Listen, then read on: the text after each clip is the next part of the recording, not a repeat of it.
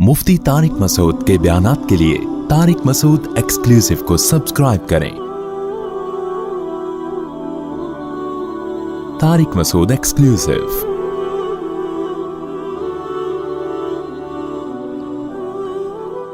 तो कुछ चीजें तो साइंसी उलूम ऐसे थे जो अल्लाह ताला ने आदम अलैहिस्सलाम की फितरत में डाल दिए। उसके लिए हमें साइंसी तरक्की की जरूरत थी नहीं। खाना कब है, पानी क्या है, कितनी, और हमारी नीड रख दी चलना फिरना। जंगलों में शेर भागता था तो ऑटोमेटिकली इंसान आगे आगे भागता था, वो खुद ही एक्सरसाइज हो जाती थी उसकी। कुछ क्या है, अल्लाह ताला को पता था कि भाई ये कंपटीशन है इंसान में की फितरत में, मुकाबला है, तो वो उसमें साइंसी उलूम में खुद ब खुद तरक्की करेगा। हम स्कूल में पढ़ते थे कि जो सबसे पहली साइंसी इजाद है वो पहिया है। तो उसमें एक थ्योरी पेश की जाती है कि भाई वो फट्टे पे रख के ना चीज़ों को घसीट रहे थे तो गोल गोल पत्थर आए, तो वहाँ उन्होंने दिमाग लड़ाया कि यार इन गोल गोल पत्थरों को हम बाकायदा पहिए ही क्यों ना बना दें। तो यहाँ से पहिए की इजाद हुई। तो ये इजादात नेचुरल है।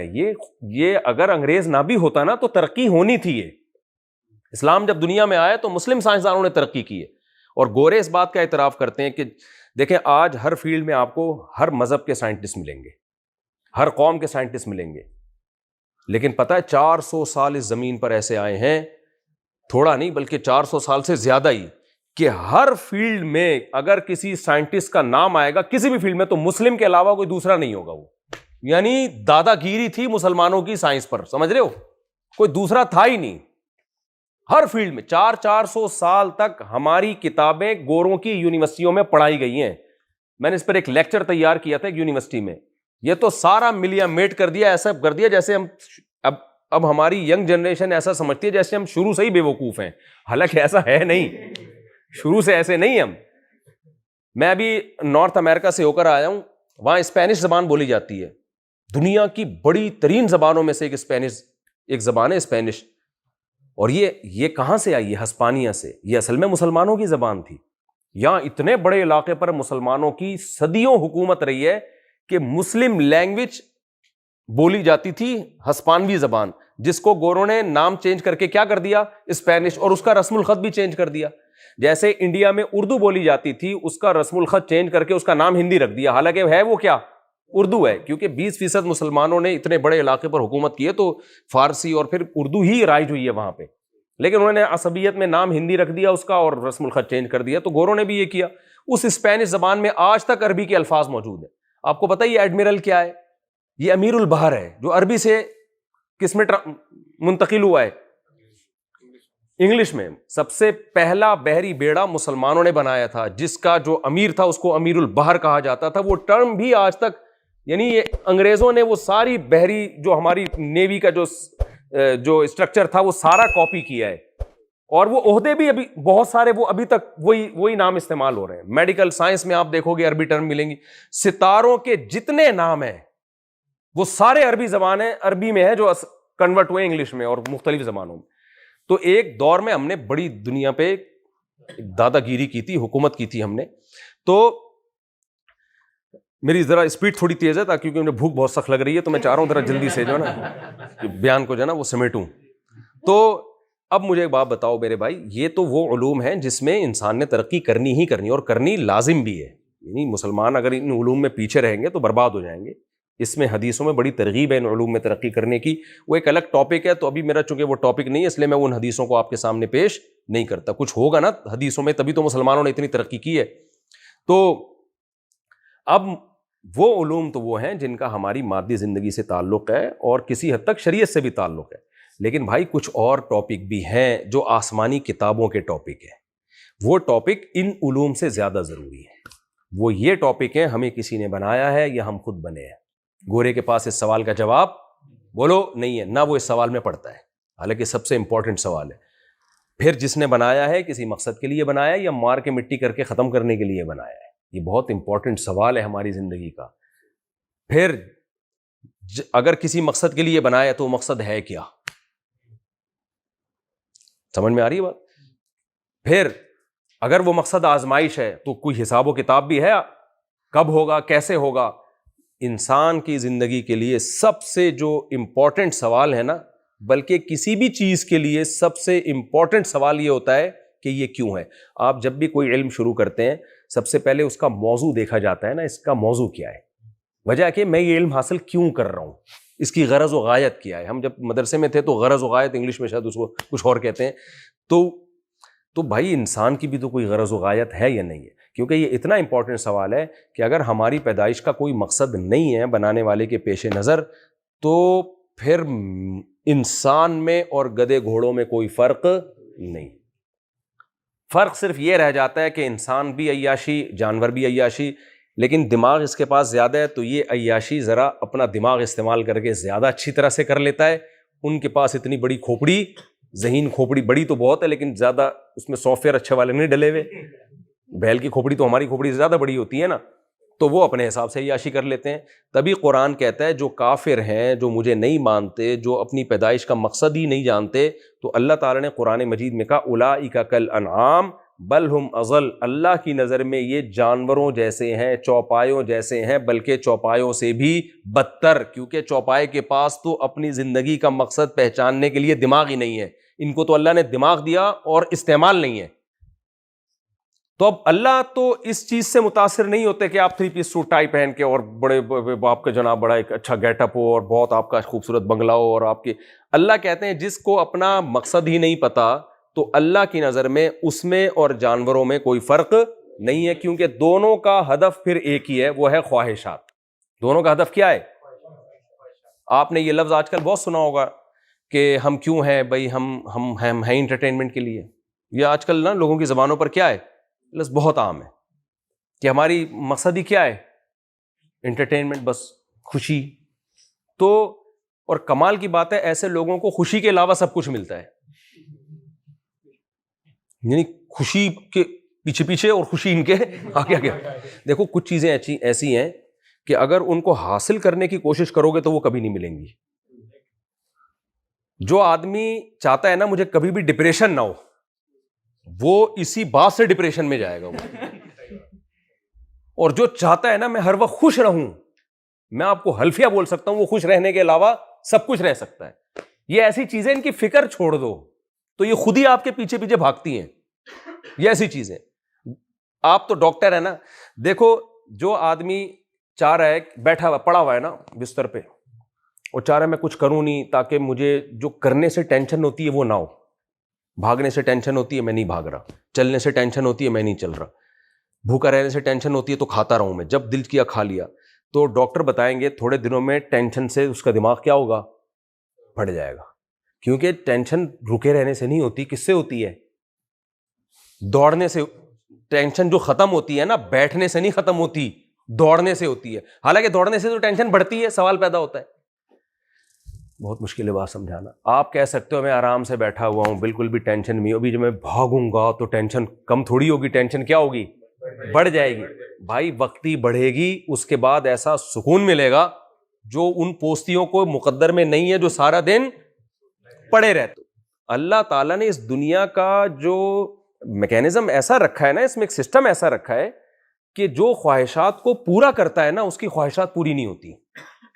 جو خواہشات کو کنٹرول کرتے ہیں نا ان کی زندگی میں اللہ مزے پیدا کر دیتا ہے, مزے بھر دیتا ہے. کھاتے رہنے والے خوش نہیں ہوتے, روزہ رکھنے والے آپ کو زیادہ خوش نظر آئیں گے, وہ زیادہ خوش نظر آئیں گے. خیر, تو جلدی کرتے پھر بات کھنچتی چلی جا رہی ہے.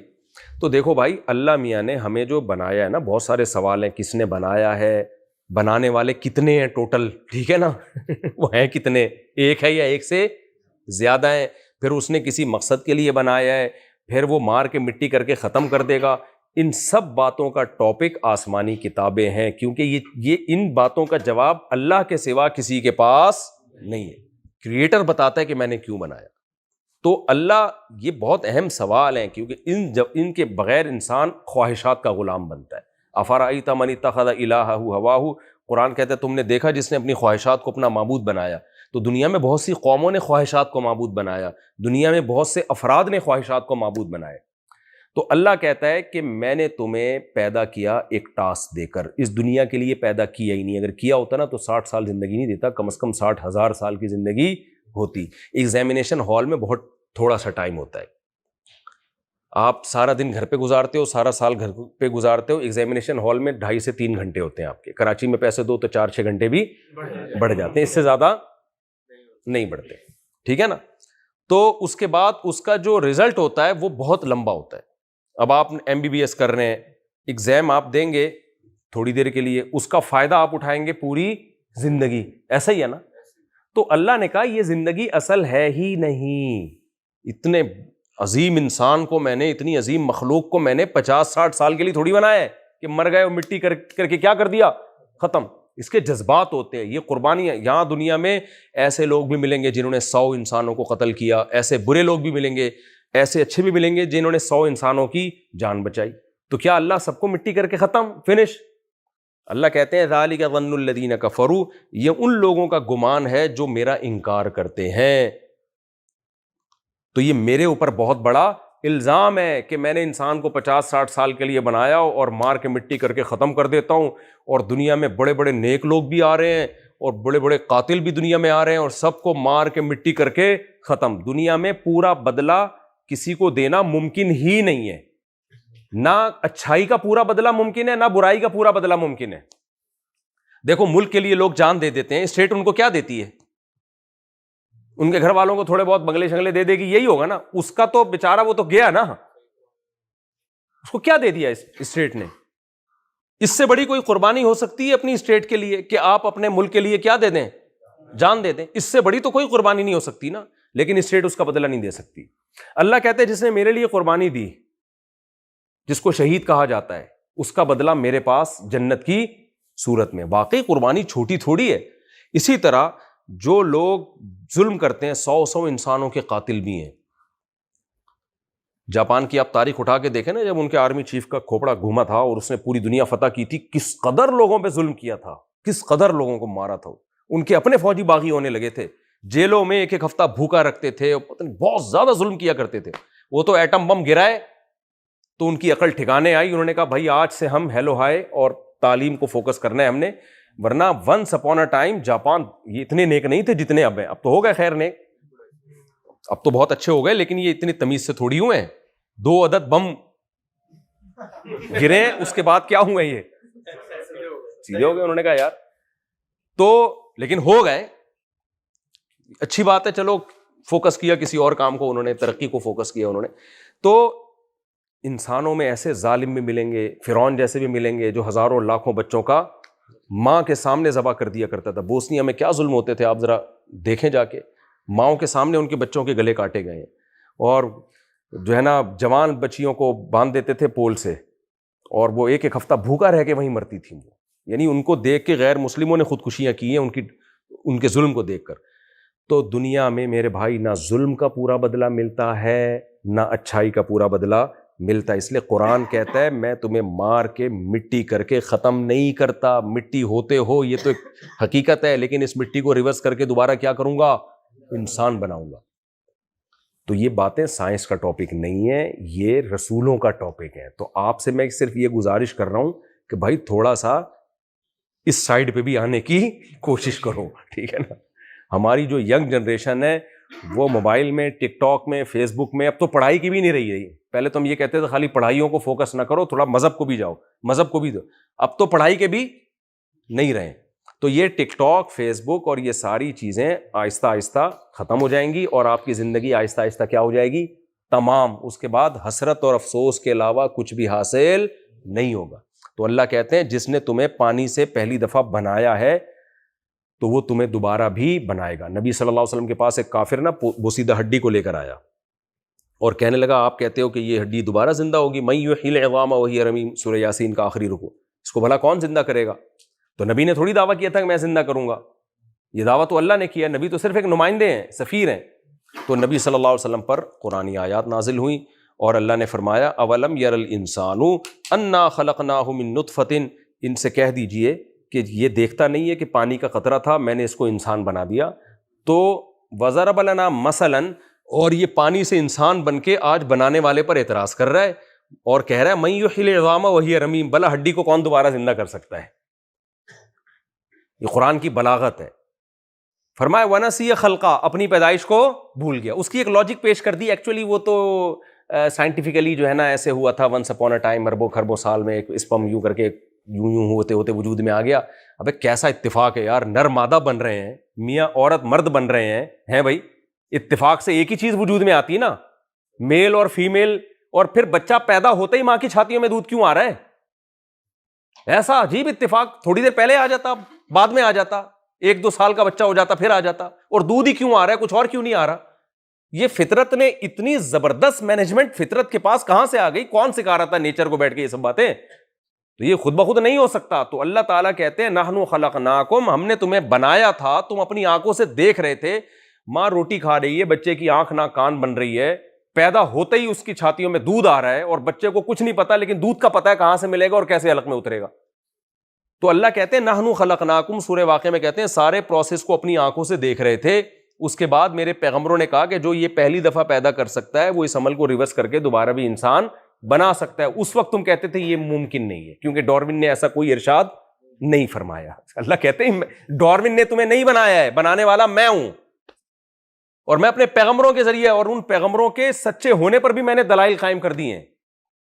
خود ان پیغمبروں کی سیرت اٹھا کے دیکھو، محمد صلی اللہ علیہ وسلم کی آپ سیرت دیکھ لیں، کیسا نظام پیش کیا ہے.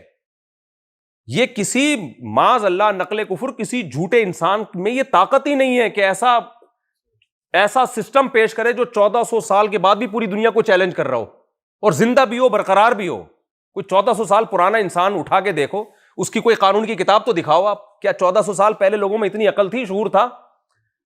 اور وہ شخص نظام پیش کر رہا ہے جس کے باپ ان کی پیدائش سے پہلے فوت ہو گئے، جو نہ لکھنا جانتے ہیں نہ پڑھنا جانتے ہیں. وراثت کے حکام آپ اسلام کے اٹھا کے دیکھ لو جو سورہ نساء میں ہے، یوصیکم اللہ فی اولادکم للذکر مثل حظ الانثیین فإن کن نساء فوق اثنتین فلہن ثلث ما ترک. 2 بیٹی ہیں تو 2/3، 2 سے زیادہ ہے 1 بیٹی ہے تو آدھا، اور شوہر کی اگر اولاد ہے تو اس کا جو ہے وہ شوہر کا جو ہے وہ 1/4 حصہ ہے، اگر اولاد نہ ہو تو 1/4 ہے. یہ پورے وراثت ہی کا ایک پیج اگر آپ قرآن میں پڑھ لیں، بھائی اس زمانے میں کون سی یونیورسٹی تھی، کون سے تعلیمی ادارے تھے جنہوں نے وراثت کا ایک ایسا نظام پیش کیا جو آج بھی دنیا اس سے زیادہ خوبصورت نظام پیش کرنے سے عاجز ہے. ویسا بھی نہیں پیش کر سکتے، اس سے زیادہ تو دور کی بات. ابھی تک ہے ہی نہیں گوروں کے پاس کوئی وراثت کا سسٹم. بوکھلائے ہوئے ہیں، کوئی ایک ریاست میں الگ قانون ہے، دوسری اسٹیٹ میں الگ قانون ہے. کوئی کہہ رہے کتے کو دے دو تو چلو کتے کو دے دو، بھائی اس کی مرضی ہے. کوئی کہہ رہے نہیں کتے کو کیوں دوں، میرا بچہ جب موجود ہے کتے کا، استغفر اللہ، تو اس کو کیوں نہیں دے دیتا میں. میں جب یورپ میں گیا نا تو وہاں میں نے دیکھا بوڑھی عورتیں کتا لے کے گھومتی ہیں نا. آپ سب نے دیکھا ہوگا جو بھی گئے ہوئے، کتے بہت ہیں وہاں پہ، کیونکہ شادی نہیں کی ہوتی، پھر اولاد نہیں ہوتی، تو بڑھاپے میں تنہائی دور کرنے کے لیے پھر کتا. تو میں نے یہاں کے خواتین میں بیان کیا، میں نے کہا دیکھو کم عمری میں شادی کر لیا کرو، کتے کا بہترین آلٹرنیٹ شوہر ہے.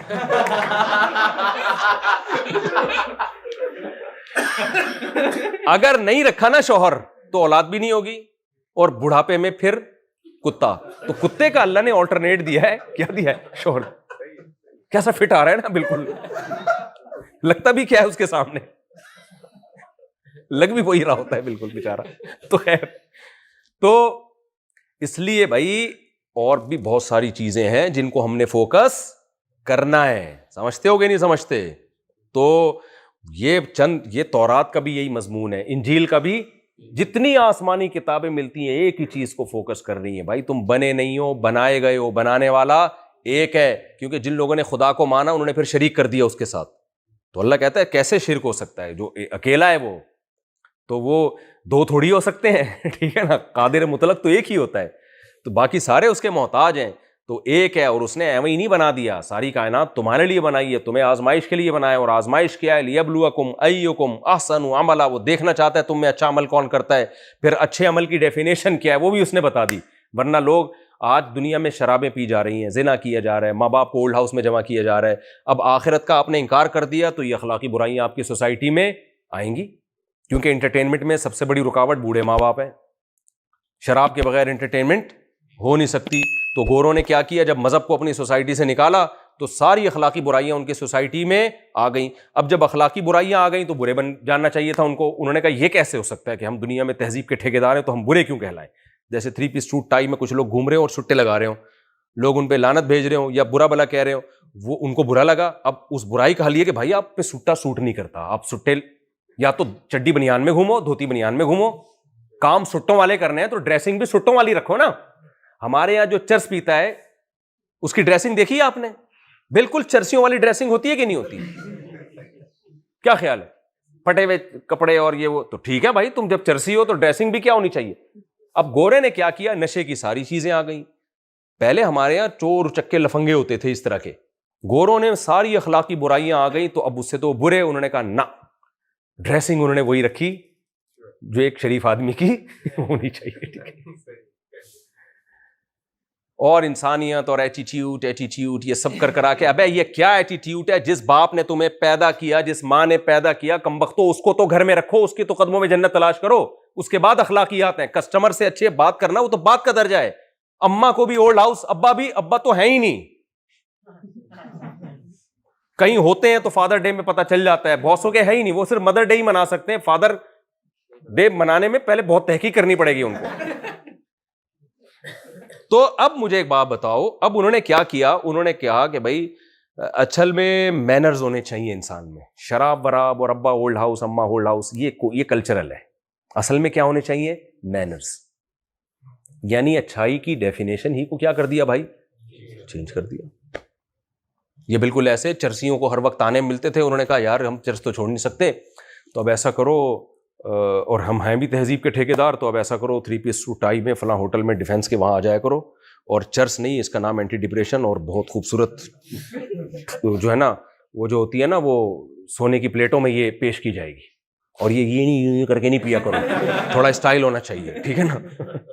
تو یہ پروپیگنڈے سے پتہ ہے کیا ہوگا, تھوڑے دنوں میں چرسیوں کی سوسائٹی میں عزت بڑھ جائے گی.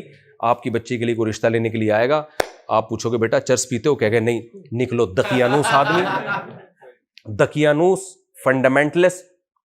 اور یہ اتنا, یعنی وہ آپ کو برا بلا کہے گا کہ اس کا مطلب تم ہماری بیٹی کو بھی پھر چرس نہیں پینے دو گے, اس کا مطلب تو یہ ہوا. ہم تو براڈ مائنڈیڈ لوگ ہیں. تو شراب, کباب, زنا, گرل فرینڈ, یہ ساری جانوروں والی خصلتیں یہ انسانوں میں آئیں, اور یہ براڈ مائنڈیڈ ہونے کی علامت سمجھی جانے لگی. اور مولوی ٹھہر گئے برے پرانے دقیانوس, یہ تو پیتے بھی نہیں ہیں اور بیویوں کو پینے بھی نہیں دیتے, یہ پردہ کراتے ہیں تاکہ کسی کی ہوس کی نظریں ان پہ نہ, اچھی تھو تھو تھو, یہ بنا کے پیش کر دیا. ٹھیک ہے نا. او بھائی یہ اچھی خصلتیں تھی, یہ اچھی, یہ ابا اماں کو فضائل سناتے رہتے ہیں ماں کے قدموں میں. ترقی کون کرے گا جب ماں کے قدموں میں جنتی تلاش کرتے رہیں گے؟ حالانکہ ماں کے قدموں کا ترقی سے کیا تعلق ہے بھائی؟ پردے سے کیا تعلق ہے تعلیم کا؟ وہ ایک حضرت مفتی تقی صاحب جہاز میں جا رہے تھے, تو ایک صاحب الٹے ہاتھ سے کھا رہے تھے. حضرت نے ان سے فرمایا کہ سیدھے ہاتھ سے کھا لیں بھائی. اس نے کہا ایک تو مولویوں نے یہ الٹے سیدھے کے چکر میں ہی لوگوں کو ڈال کے رکھا ہوا ہے, اسی وجہ سے ہم ترقی نہیں کر پا رہے. مفتی تقی صاحب نے کہا آپ نے الٹے ہاتھ سے کھا کے کتنی ترقی کر لی ہے, اس میں کیا جاتا ہے کہ یہ ہاتھ چینج کر کے یہ والا کھا لو. تو ہر چیز کو نا ایسا پروپیگنڈا کر کے بنا کے پیش کر دیا. تو بھائی اگر اسلام ترقی میں رکاوٹ ہوتا تو مسلمان, جو میں نے بھی مثال دی ہے, 400 سال تک مسلم سائنٹسٹ کے علاوہ کسی شعبے میں نام ہی نہیں ملتا تھا. تو یہ تو اسلام کی عروج کا دور تھا نا. اسلام کے زوال کے دور میں سائنسی ترقی سے محروم ہوئے. جب عروج کا دور تھا تو ہماری ہی پوری دنیا میں بدماشی تھی, پوری دنیا کے بدماش ہم ہی تھے.